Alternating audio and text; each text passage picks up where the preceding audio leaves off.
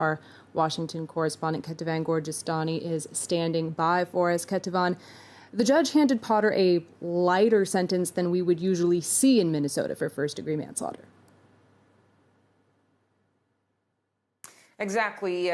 2 years is the sentence for Kim Potter, but according to Minnesota law and guidelines, she will be serving 16 months in prison, actually, and then she will be serving the rest under supervised release.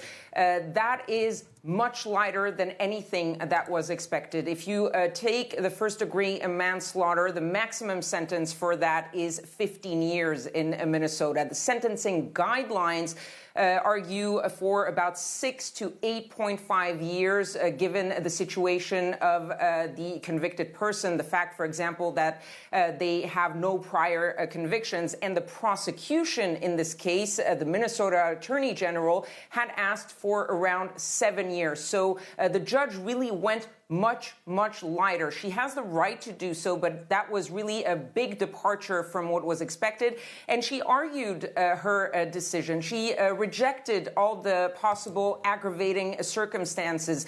She said, for example, that there was no abuse of power or authority. She said that Kim Potter showed remorse about what happened. And she also argued that Kim Potter would not be a future danger of committing a crime when she is released. She also said that this was not the case of a cop found guilty of pinning his knee on someone's neck until they gasped for air, of course referencing the killing of George Floyd by Derek Chauvin. Derek Chauvin, the former police officer who got 22 and a half years in prison for that killing. The judge ending by saying that to those who disagree and feel that a heavier sentence would have been appropriate, she said, please try to empathize with Ms. Potter's situation. One last note, the Minnesota Attorney General, the prosecution in this case, saying that he was accepting that sentence, and he urged everyone else to do the same. All right, Minnesota's Attorney General accepting the sentence, but what about Daunte Wright's family? How have they reacted? They definitely are not accepting that sentence. They were extremely angry, extremely disappointed when they came out of that sentencing hearing.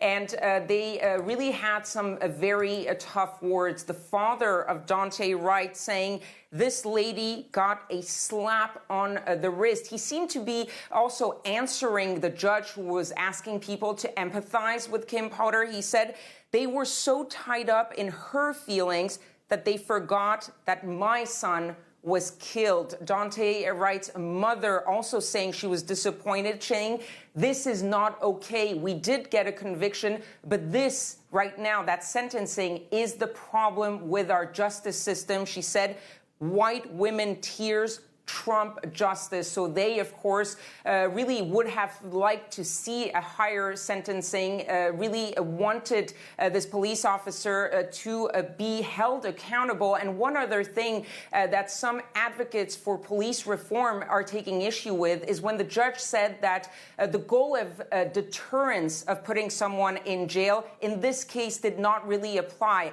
They believe that deterrence is really an issue when it comes to former police officers convicted of crimes, because they believe that police officers don't feel that like they will be held accountable, and that is why you're seeing these cases happen over and over again. But really the family distraught, but also very angry, feeling that they didn't get any justice.